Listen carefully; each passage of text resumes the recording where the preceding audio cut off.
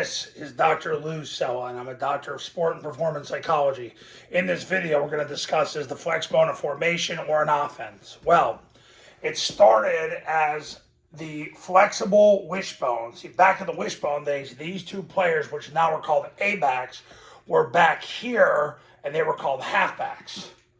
So what happened was those two players moved from here to there, here to there. Originally, they went from here to here, and now they're really behind the tackles because of the evolution of the zone dive.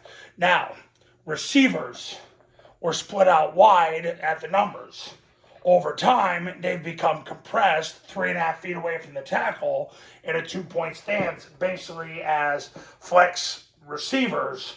So they're basically in a tight end alignment, but they're in a 2-point stance. Now, you still have the spread formation where the receivers align on the hashes to the numbers of the balls on their hash. But really what's happened in the offense now, because of the zone dive, they're really in a flex alignment. So they're 3.5 feet away from the tackles. They can spread out, and that's how it goes. So it started as the flexible wishbone. It started in the 70s. Tony DeMeo, when he went to the University of Delaware in the mid-70s, started it. And then really Ken Hatfield, who was at, I believe it was at Arkansas at the time, and eventually he ended up at Clemson, and then eventually he ended up at Rice. He popularized the term flexible wishbone, and that became flexbone.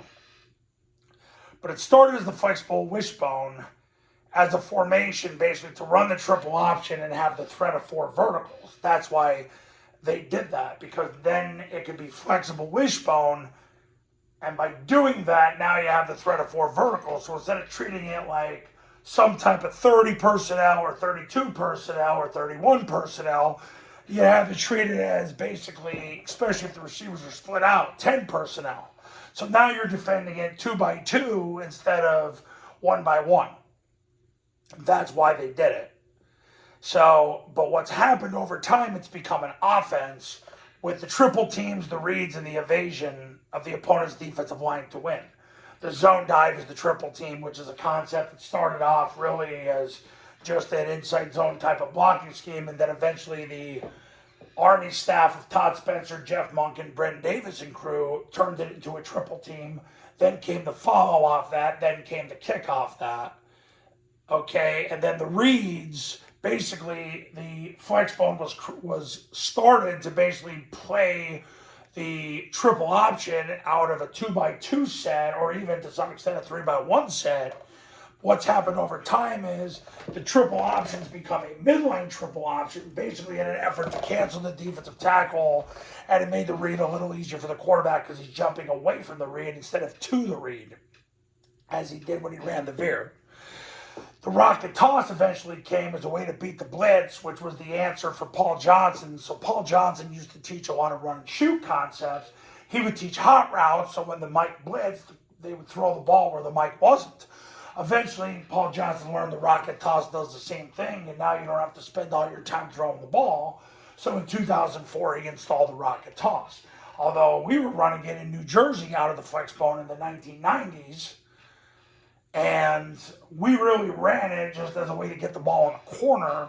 Later, we learned that it was a way to beat the blitz. I learned that about 2 years later from the great and late Chuck Clausing, who was as wing tee of a guru as you can get.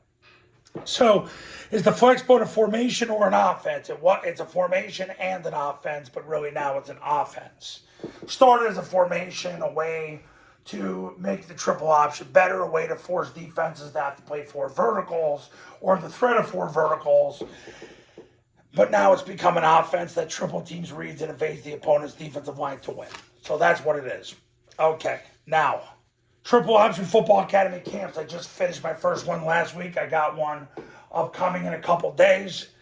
The $29.97 to $39.97, depending on your location.